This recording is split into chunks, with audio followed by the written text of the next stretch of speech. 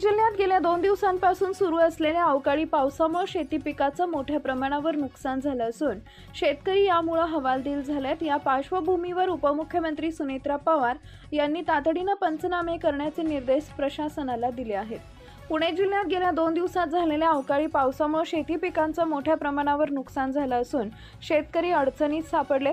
या पार्श्वभूमीवर पुणे जिल्ह्याचा पालकमंत्री तथा उपमुख्यमंत्री सुनेत्रा अजित पवार यांनी दूरध्वनीवरून जिल्हाधिकारी जितेंद्र डुडी यांच्याशी संपर्क साधून नुकसानाची सविस्तर माहिती घेत तातडीने पंचनामे करण्याचे निर्देश दिले। उपमुख्यमंत्री सुनेत्रा अजित पवार म्हणाले की जोरदार वारा आणि काही ठिकाणी गारपिटीसह झालेल्या पावसामुळे काढणीस आलेला गहू, ज्वारी यांसह इतर पिकांचं मोठं नुकसान झालंय। आंब्याचा मोहर गळून पडला असून द्राक्ष बागांनाही या अवकाळी पावसाचा फटका बसलाय। या परिस्थितीत नुकसानग्रस्त भागांचे तातडीने पंचनामे करून शेतकऱ्यांना दिलासा देण्यासाठी प्रशासनाला आवश्यक ती कार्यवाही करावी।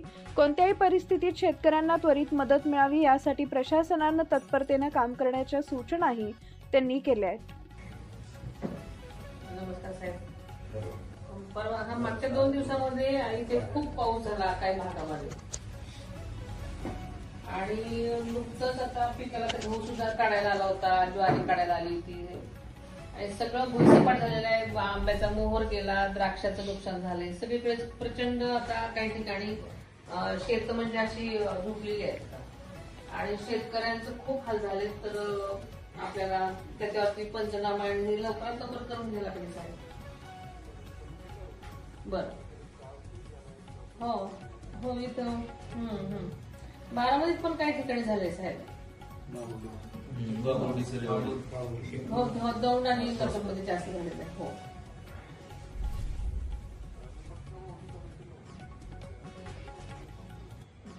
प्लीज जरा असं कारण शेतकऱ्यांचं बऱ्यापैकी नुकसान झालेलं आहे, म्हणजे त्यात हवालदिल झाले सगळे। Okay thank you.